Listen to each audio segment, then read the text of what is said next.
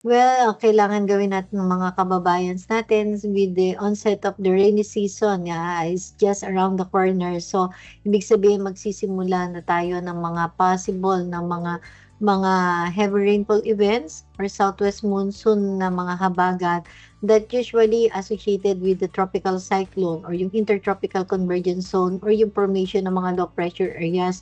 So, ibig sabihin possible yung mga floodings and landslides incidents dun sa mga highly vulnerable areas natin. So, kailangan yung mga LGUs natin ay should be prepared at kailangan laging paghandaan at laging bibigyan ng abiso yung ating mga communities, lalong-lalo na yung mga flood-prone areas or landslide-prone areas, especially during the times of combined effects ng habagat as well as tropical cyclone occurrences.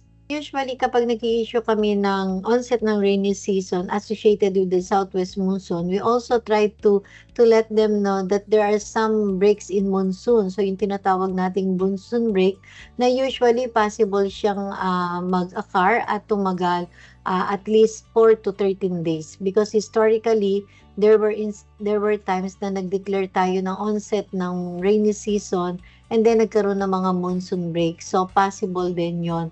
And still makaka-experience pa rin tayo ng warmer than usual temperature. So ibig sabihin yung high heat index would still be felt.